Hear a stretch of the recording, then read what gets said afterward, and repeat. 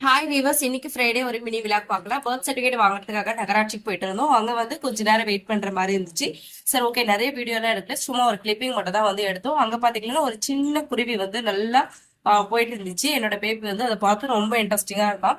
அதே மாதிரி அணிலும் இருந்துச்சு, ஆனா அது வந்து நான் வீடியோல எடுக்க முடியல. அப்படியே வந்து பக்கத்துல தான் வந்து கோட் இருந்துச்சு. சரி, அதையும் சும்மா பார்க்கலாம் அப்படின்னு சொல்லிட்டு பார்த்துட்டு வந்துட்டோம். வீட்டுக்கு வர்றதுக்கு ரொம்ப டைம் ஆயிடுச்சு, ஒரு 6 o'clock போல ஆயிடுச்சு. ரொம்ப டயர்டு.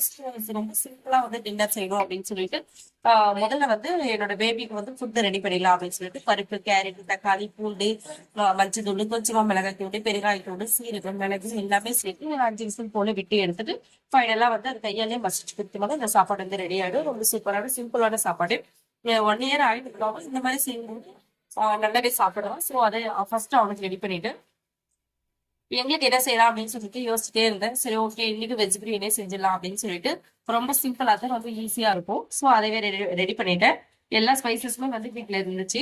ஸோ வந்து எல்லாமே தாளிச்சு விட்டுட்டு தக்காளியும் புதினா மட்டும் அரைச்சு சேர்த்துட்டேன். நான் எப்பவுமே அரைச்சு தான் சேர்க்கிறேன், ரொம்ப டேஸ்டா இருக்கும். அந்த மாதிரி அரைச்சு சேர்த்துட்டேன். ரொம்ப வந்து அதை வெஜ் பிரியாணி வந்து அவ்வளவு சூப்பரா இருக்கு. சைடிஷ்க்கு வந்து கத்திரிக்காவும் உருளைக்கிழங்கும் போட்டு ஒரு ஃப்ரை தான் வந்து பண்ண போறேன். என்னோட பேபியோட ஃபுட்டு பாருங்க, நல்லா மிக்சியில போட்டு இன்னைக்கு அரைச்சிட்டேன். ரொம்ப சூப்பரா இருக்கு.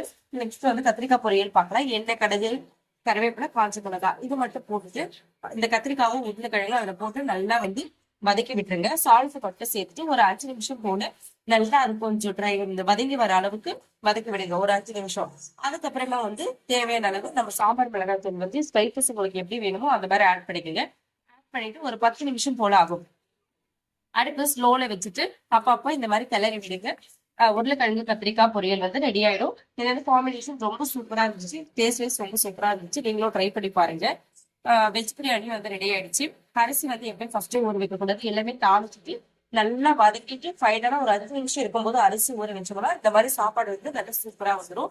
பொரியலும் வந்து ரெடி ஆயிடுச்சு, வெஜ் பிரியாணியும் ரெடி ஆயிடுச்சு. ரொம்ப ஒரே ஒரு ½ hourல வந்து செய்யற மாதிரி தான் வந்து இன்னைக்கு ப்ரிப்பேர் பண்ணியிருந்தேன். டக்குன்னு செஞ்சு முடிச்சுட்டேன். இன்னைக்கு எங்களோட நைட் டின்னர் வந்து வெஜ் பிரியாணியும் கத்திரிக்காய் உருளைக்கிழங்கு வறுவல், கொஞ்சமா ஆனியன் சிப்ஸ். என்னோட சேனல் பிடிச்சிருந்தா சப்ஸ்கிரைப் பண்ணுங்க. தேங்க்யூ.